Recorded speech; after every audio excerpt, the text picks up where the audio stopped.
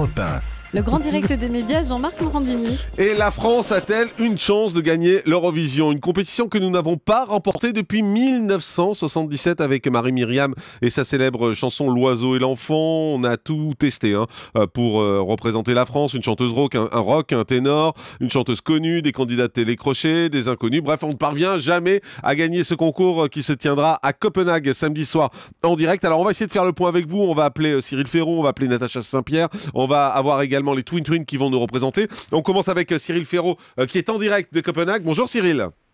Salut Jean-Marc, salut à tous. Merci beaucoup d'être en direct avec nous sur Europe 1. C'est la 3e année que vous présentez ce concours de l'Eurovision.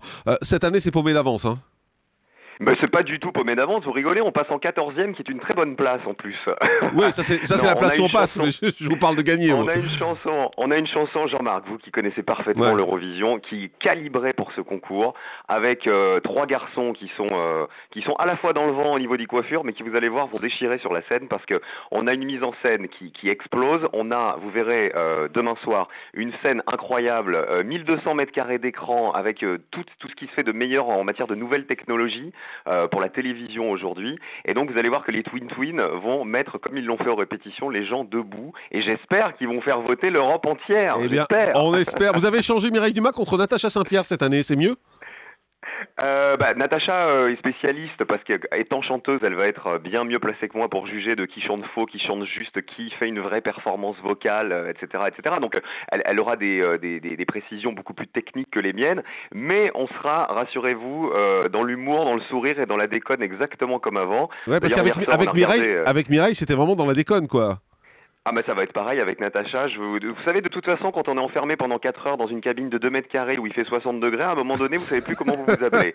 Donc il y aura de toute façon du sourire comme chaque année. Il y aura. Après, juste une petite précision parce que ça c'est important. Au-delà de la grande fête populaire qui est l'Eurovision, cette année il y a quand même des messages politiques qui sont importants. Il y a par exemple les Russes qui se sont fait siffler pendant la demi-finale. On va voir comment ça va se passer pour la finale. Il y a l'Ukraine qui chante. On va voir comment vont se passer aussi les votes entre l'Ukraine et la Russie. Il y a une chanson, par exemple, la chanson hongroise, qui est une chanson très dense, chantée par un beau gosse. On a l'impression qu'il va nous chanter une chanson d'amour.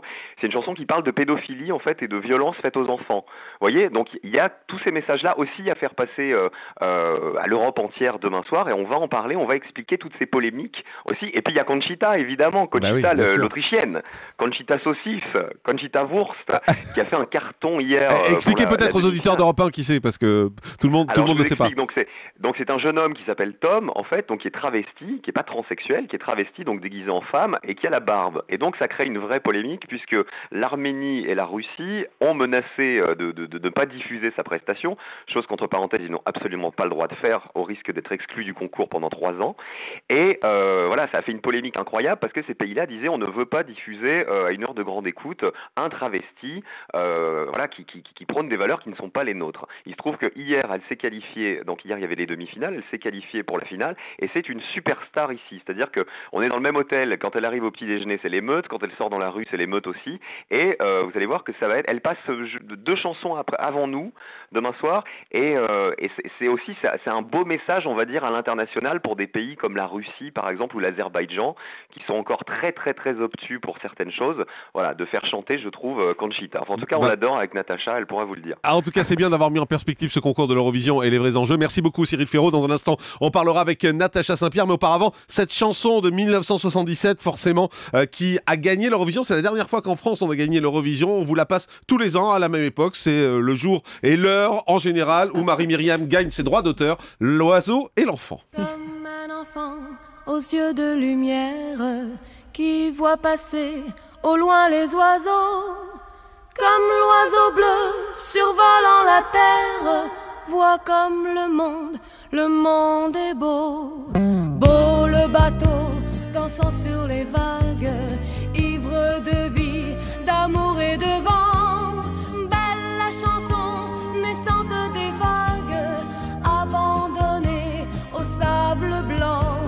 Blanc l'innocent, le sang du poète, qui en chantant invente l'amour pour que la vie s'habille de fête et que la nuit se change en jour. Voilà, dernière fois où la France a gagné l'Eurovision avec cette chanson. Natacha Saint-Pierre, bonjour.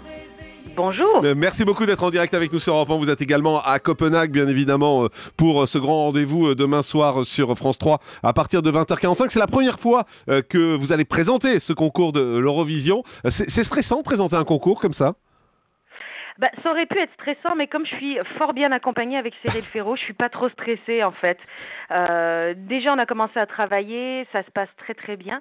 Et là, il y a les répétitions générales aujourd'hui que j'ai absolument très hâte de voir. Mais si je me souviens bien, vous avez été candidate, vous, de l'Eurovision en 2001, c'est ça? Mais vous vous souvenez parfaitement bien, j'ai été candidate en 2001 avec Je n'ai que mon âme. Et vous avez très bien fini.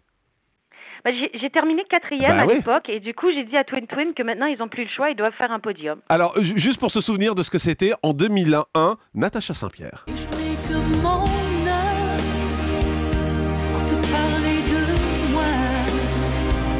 Oh, juste mon âme et ma voix. Alors vous avez fini 4e à l'époque, personne n'a fait mieux depuis. Donc vous connaissez bien ce concours de l'intérieur. On sent des choses, non, quand on est sur place à Copenhague comme vous. Vous sentez comment la France là? Mais je nous sens très bien, il y a une espèce de ferveur sur la France, mais qui est pas exagérée. À mon époque, elle était exagérée, tout le monde me donnait première et du coup, on se retrouve un peu déçus. Là, il y a quelque chose de très sain. La France fascine, la France intéresse parce que tout d'un coup, on propose un truc qui n'est pas trop intellectuel et qui n'est pas bête non plus. On se situe on a une espèce d'équilibre que je pense on n'a pas eu souvent. Alors vous avez un vrai regard extérieur aussi en même temps sur la France et sur l'Eurovision. Et c'est vrai qu'en France, tout le monde dit le concours de l'Eurovision, c'est ringard. Et moi qui suis allé plusieurs fois dans ce concours, quand on y va, c'est pas du tout ça. Vu des autres pays, c'est quelque chose qui est sympa. Il y a une vraie ferveur pour ça. Pourquoi, d'après vous, en France, on trouve ça ringard? Je parlais avec d'autres pays et en fait, les pays qui passent plusieurs années sans gagner ou sans avoir de podium ont tendance à moins s'intéresser au concours. Puis bon, on va se le dire entre nous, là, on est peut-être un peu mauvais perdants, c'est dans les gènes de tout le monde. Et du coup, après, on dit, c'est ringard, c'est l'Eurovision, parce que on n'a pas envie de faire, c'est merveilleux. Et je parlais avec les Danois qui disaient, nous, on a eu une petite période de creux aussi par rapport à l'Eurovision, et là, on gagne, et tout d'un coup, ça reprend, en fait, toutes ces lettres de noblesse. Et l'Eurovision en France a eu sa grande époque aussi, et je pense que si on parvient à faire des bons classements, les gens en parleront totalement autrement. Eh bien, on croise les doigts, en tout cas, pour ça. Merci Natacha Saint-Pierre d'avoir été en direct avec nous sur Europe 1. Dans un instant, on va appeler les Twin Twin, ce sont ceux qui vont nous représenter. Mais auparavant, souvenez-vous, ces chansons qui ont représenté la France à l'Eurovision. À chaque pas que l'on fera, à chaque geste qu'on offrira, ce sera le début de notre demain. Je vais te faire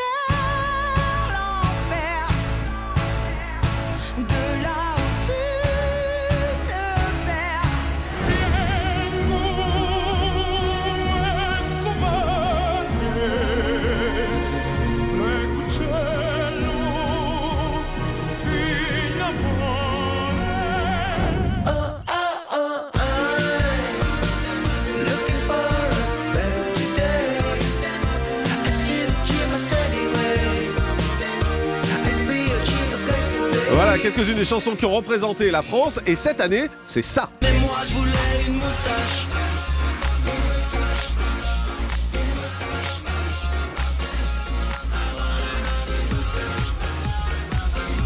Twin Twin, moustache, bonjour Laurent. Bonjour, comment vous allez? Très bien, merci d'être avec nous en direct sur Europe 1. Vous êtes également à Copenhague, bien évidemment, pour cet événement demain soir. Vous sentez, vous aussi, ce que disait Natacha Saint-Pierre, ce côté sympa de la part des autres, c'est-à-dire, pour une fois, voilà, on n'est pas les losers? Ouais, en fait, on est arrivé, le premier jour, on a fait des premières répétitions. Et ensuite, il y a eu pas mal de choses qui se sont enchaînées pendant la semaine, c'est-à-dire pas mal de showcases et de concerts. Et c'est monté petit à petit. On a fait nos preuves sur scène. On s'est amusé avec les gens. On a signé plein d'autographes. On a donné vraiment de notre personne et on a été très très bien accueillis. On était hyper contents. Jusque-là, tout se passe très bien. Et c'est vrai qu'il y a une sorte d'ambiance comme ça, hyper sympa, où les gens sont contents de nous voir et sont contents que ce soit quelque chose de fun et ont envie de faire la fête avec nous. Alors moi j'aime beaucoup l'Eurovision, donc je me suis un peu intéressé à ce qui se passait pour vous. Et tous les gens avec qui j'ai parlé me disent, voilà, il y a une ambiance, il y a des ondes positives autour d'eux, alors que tout le monde vous donnez perdant. En tout cas en France c'est le cas. Visiblement là-bas, voilà, il y a un aspect positif. Bah oui, c'est vrai qu'il y a un aspect positif. Après, on peut pas savoir. Je pense que c'est peut-être un peu une façon de conjurer le sort, de donner perdant les gens. C'est un peu comme l'équipe de France en 98. Ouais. Ils étaient donnés perdants. Le pauvre entraîneur, qu'est-ce qu'il s'est mangé? Bon, bah ils ont quand même gagné finalement. Ça les a pas empêchés de faire des bons matchs. Vous pensez faire mieux que Natacha Saint-Pierre qui avait fait 4e? Ce serait top ça quand même. Bah écoute, ça serait génial. Nous, on va tout donner, on va s'éclater. On passe en première partie on passe au début de la deuxième partie en 14e position, ouais. Sur 26, donc c'est déjà super. Ça montre aussi un engouement de la part des gens de l'Eurovision. Et on va tout donner, on va être à fond, c'est tout. Et sur scène, il y aura quoi? Vous pouvez déjà nous dire un peu ce que vous allez faire? Bien sûr, on sera écoute, Twin, hein, tel qu'on nous connaît déjà, et on sera accompagné par nos danseurs et puis surtout un gros show light et visuel qu'on a préparé uniquement pour l'Eurovision et qui va être vraiment top. Bon, on vous dit merde alors, puisque c'est ça. Merci, Ben, Twin. Merci, Twin, d'avoir été en direct avec nous. Et moi je voulais une moustache. Le grand direct des médias, Jean-Marc Morandini.